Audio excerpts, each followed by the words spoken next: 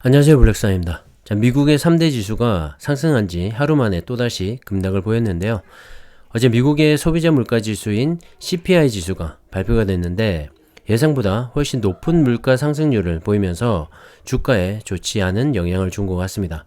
자, 그러면서 미국의 10년물 국채 금리가 하락 하루 만에 2%를 돌파하는 급등을 보이면서 기술주 중심의 나스닥 지수 하락세를 부추겼고 어제장 나스닥 지수는 2.1% 급락하면서 장을 마감을 했죠.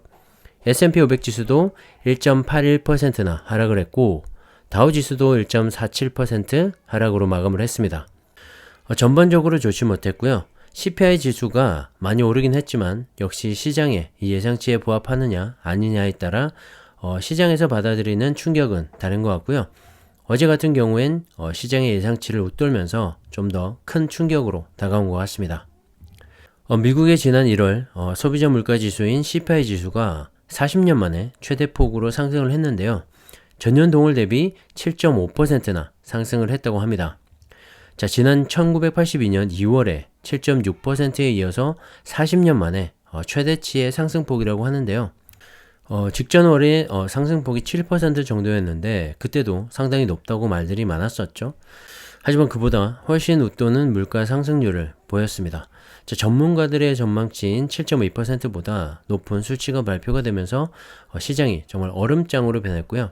전월 대비 기준으로 0.6%나 상승을 한 건데 이 수치도 예상치인 0.4%보다 높은 수치였기 때문에 시장이 좀 더 충격을 받은 것 같습니다.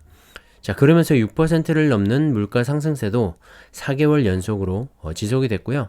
변동성이 큰 이 음식과 에너지를 제외한 근원 CPI 지수도 전월보다 0.6% 상승하고 전년 대비로도 6%나 올랐습니다.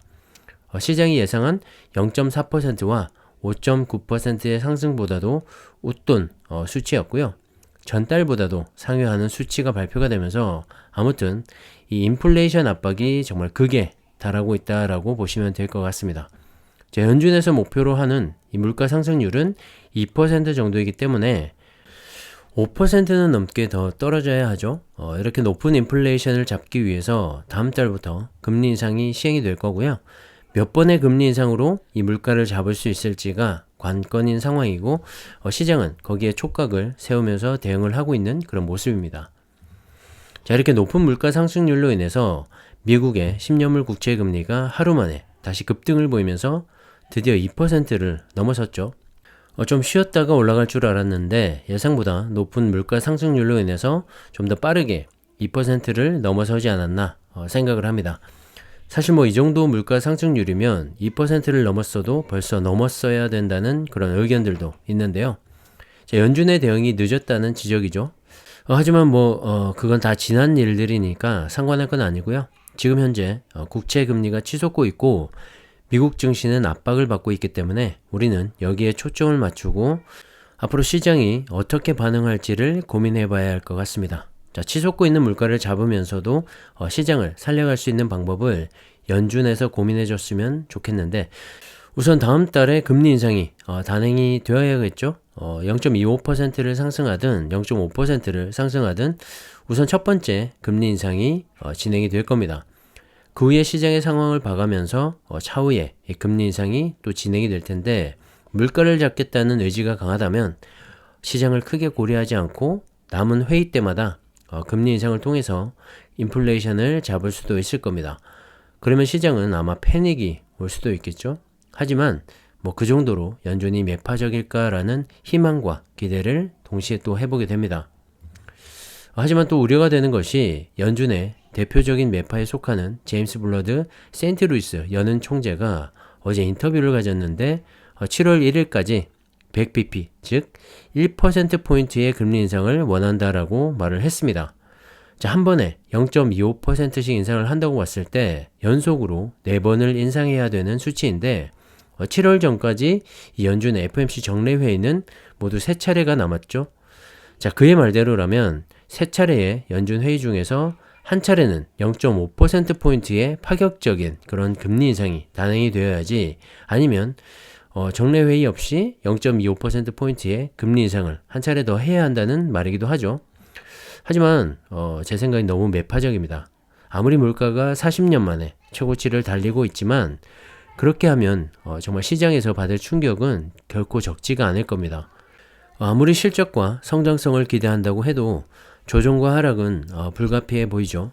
하지만 연준 인사 중 한 사람의 의견이기 때문에 이 사람의 의견이 100% 반영이 된다고 보기는 또 힘듭니다. 어제 다른 연준 인사들의 다소 완화적인 그런 모습과는 또 차별되는 발언이었기 때문에 시장은 더 차갑게 반응을 한 것 같고요. 역시 CPI 지수의 상승세로 인한 물가 안정의 의지를 보여준 게 아닌가 하는 그런 생각도 듭니다. 여러 연준 인사들의 의견을 종합해서 파월 의장이 결정하게 되겠지만 부디 시장과 소통하는 모습을 보여줬으면 좋겠고요. 최근의 주가 조정으로 마무리가 되었으면 하는 또 바람이 있습니다. 사실 지금 전문가들의 분석은 이 최악의 시나리오까지 많이들 분석을 하고 있는데요. 예를 들어서 시티그룹 같은 경우엔 연준이 3월의 금리 인상을 0.5% 인상한 뒤에 5, 6, 9, 12월에 4차례 0.25%씩 추가로 인상할 것을 예상하고 있습니다. 자, 그렇게 되면 올해 1.5%의 금리 인상이 단행이 되는 거죠. 여기서 양적 긴축은 또 제외된 분석이라서 양적 긴축까지 들어가게 되면 시장은 정말 얼어붙게 될 겁니다. 긴축 발작이 올 수도 있는 거죠. 하지만 파월이 시장의 긴축 발작이 일어나지 않도록 시장과 소통하면서 금리 인상과 양적 긴축을 진행하겠다고 밝혀왔던 만큼 한 가닥 희망을 걸어보고요. 물론 금리 인상은 피할 수 없겠지만 제발 이 시장과 소통하는 그런 연준의 모습을 기대해 보겠습니다. 최근 6개월 동안의 변동성 지수인데요. 어제 CPI 지수 발표 이후로 급등을 하면서 투심이 약해진 걸 알 수가 있죠. 하지만 또 생각해보면 지난 1월 말에 30이 넘는 수치까지 나오면서 시장의 충격이 한 차례 가해져서인지 모르겠지만 생각보다는 높지 않았습니다. 이미 시장에서 어느 정도 인지를 했거나 아니면 내성이 어느 정도 길러진 게 아닌가 하는 생각이 드는데요. 자, 오늘 변동성 지수가 크게 오르지 않는다면 다행이라고 생각을 하고요.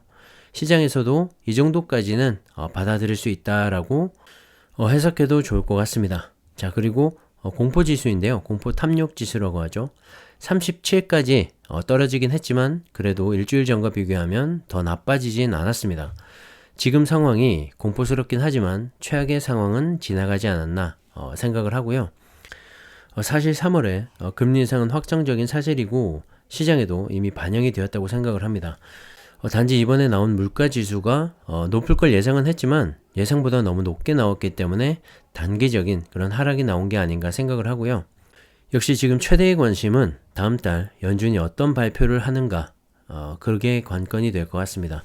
자, 시장의 예상치에 부합하느냐 아니면 그보다 더 매파적이냐 따라서 향후 주가의 움직임도 결정이 될 것 같습니다.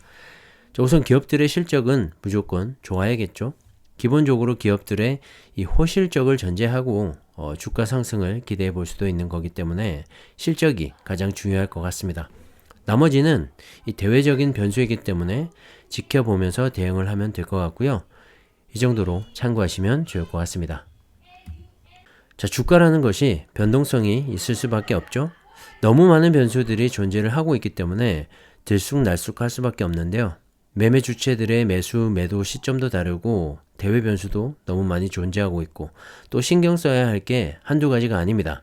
자, 그렇기 때문에 그 중에서도 가장 안정적인 지수 추종 ETF 투자를 계속 추천을 드리는 거고요.